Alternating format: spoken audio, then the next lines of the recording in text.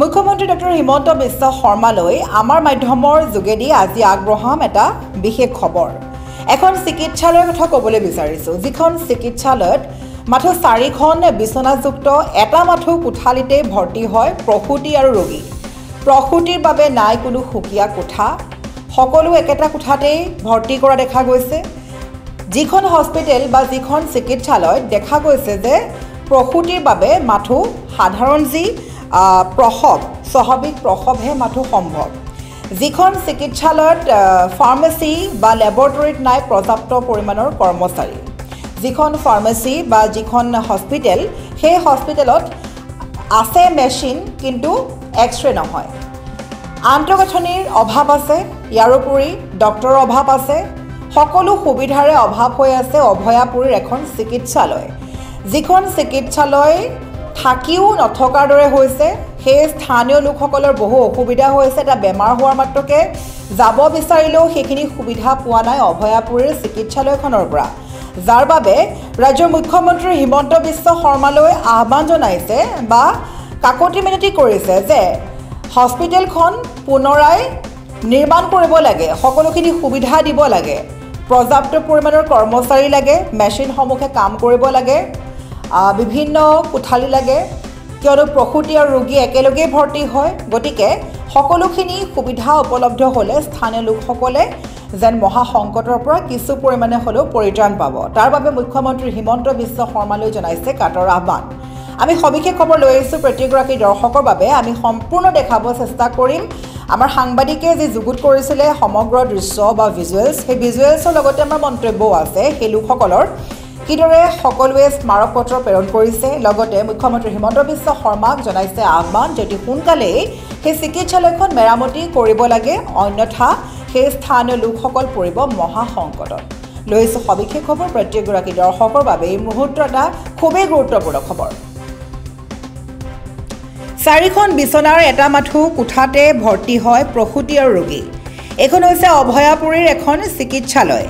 প্ৰসূতিৰ বাবে নাই কোনো সুকীয়া কোঠা, উলংঘন যেন হৈছে মানৱ অধিকাৰ। স্বাভাৱিক প্ৰসৱহে মাথো সম্ভৱ হয় এই চিকিৎসালয়খনত। মেচিন আছে, পিছে এক্সৰে নহয় আন্তঃগাঁথনিৰ অভাৱত। বঙাইগাঁও অসামৰিক চিকিৎসালয়খনত দুগৰাকীকৈ মেডিচিন ডাক্তৰ থকা স্বত্তেও ৰহস্যজনকভাৱে অভয়াপুৰীৰ একমাত্ৰ মেডিচিন ডাক্তৰগৰাকীক বদলি কৰি নিয়া হৈছে বঙাইগাঁৱলৈ, যাৰ ফলত অসাৰ হৈছে এতিয়া অপিডিসমূহ। চিকিৎসালয়খনৰ ফাৰ্মাচী আৰু পৰীক্ষাগাৰত নাই পৰ্যাপ্ত কৰ্মচাৰী। আন্তঃগাঁথনি মজবুত কৰা অতিৰিক্তভাৱে অস্থায়ী কোঠা নিৰ্মাণৰ পোষকতা কৰিছে যৌন মঞ্চই। নিৰ্মীয়মান অসামৰিক চিকিৎসালয়ৰ নিৰ্মাণ ক্ষীপ্ৰতৰ কৰাৰ দাবী উত্থাপিত কৰিছে। অভয়াপুৰী সমজিলা আয়ুক্তৰ জৰিয়তে মুখ্যমন্ত্ৰী আৰু স্বাস্থ্য মন্ত্ৰীলৈ 8 দফীয়া দাবী সম্বলিত স্মাৰক পত্ৰ প্ৰেৰণ কৰিছে। লগতে বঙাইগাঁও জিলা আয়ুক্ত আৰু স্বাস্থ্য বিভাগৰ যুটীয়া সঞ্চালকক প্ৰতিলিপি প্ৰদান কৰিলে যৌথ গণমঞ্চই। আমি সম্পূৰ্ণ দৃশ্য দেখাইছোঁ, লগতে মন্তব্য আছে, আমাৰ সাংবাদিকৰ হাতত সেই মন্তব্য আছে। সেই মন্তব্য আমি স্ক্ৰীণত দেখাব চেষ্টা কৰিম যে অভয়াপুৰী চিকিৎসা সেৱাক লৈ উদ্বিগ্ন কিদৰে হৈ পৰিছে যৌথ গণমঞ্চ।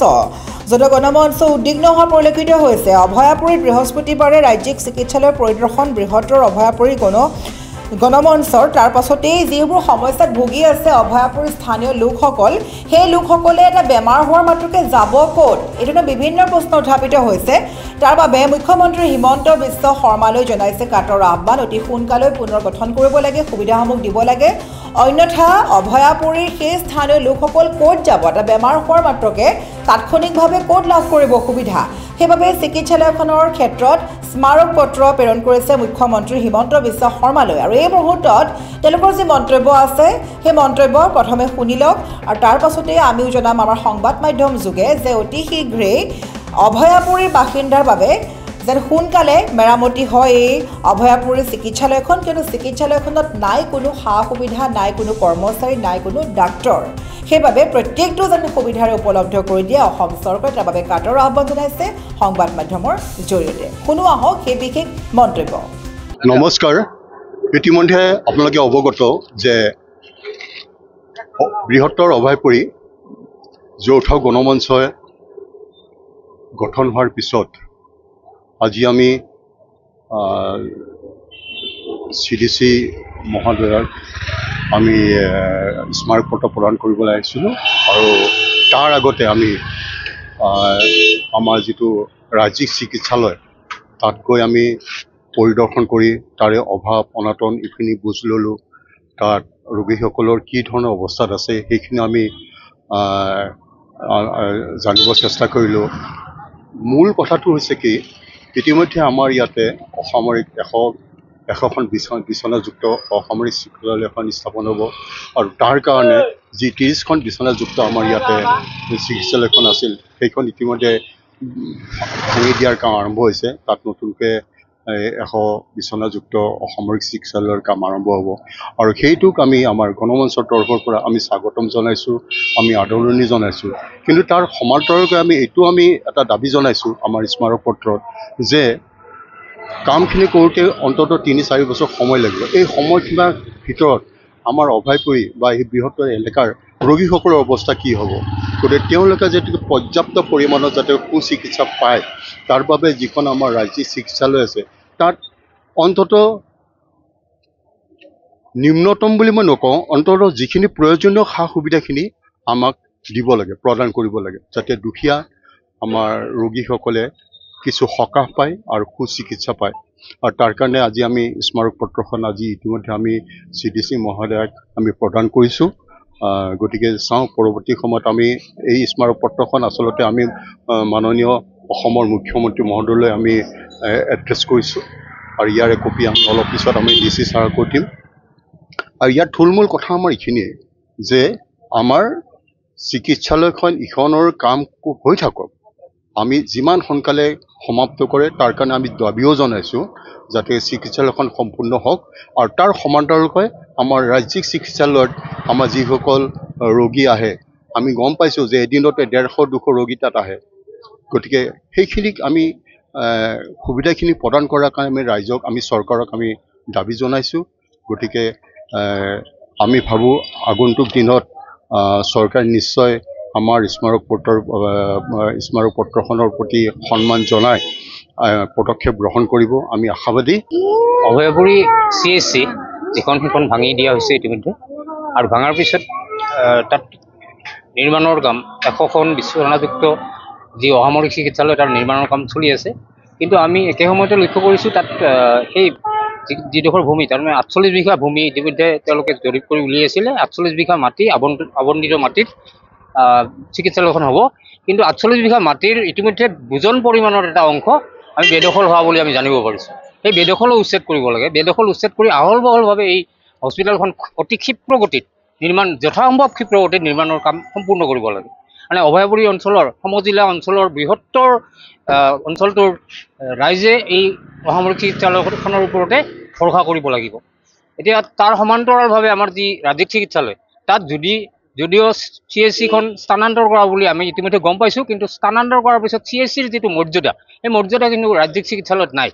তাত প্ৰথমতে সমস্যা হৈছে কোঠা এটাই আছে ৰোগী ৰখাৰ বাবে, আৰু সেইটো প্ৰসূতিৰ কোঠা হিচাপে ব্যৱহাৰ হৈছে, কিন্তু প্ৰসূতিৰ কোঠাটোত মাত্ৰ 4খন বিচনা আছে। এই 4খন বিচনাৰে এটা ইমান বৃহৎ অঞ্চলৰ অভাৱ পূৰণ হ'ব নোৱাৰে কেতিয়াও। গতিকে অস্থায়ীভাৱে তেওঁলোকে কিছু আৰু কোঠা নিৰ্মাণ কৰিব লাগে। সেই কোঠাবিলাকত তেওঁলোকে পৰ্যাপ্ত পৰিমাণৰ ৰোগী ৰখাৰ ব্যৱস্থা কৰিব লাগে।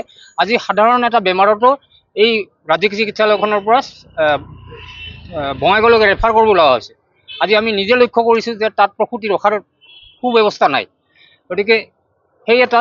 তাৰ দ্বিতীয়তে আমি লক্ষ্য কৰিছোঁ যে তাত যি আয়ুষ্মানৰ যিটো আয়ুষ্মানৰ আইডিটো তাত ব্যৱহাৰ কৰিব নোৱাৰে, যাৰ ফলত আয়ুষ্মান আঁচনিৰ যিখিনি সা সুবিধা তাৰ পৰা প্ৰসূতিসকল আৰু ৰোগীসকল বঞ্চিত হৈ আছে।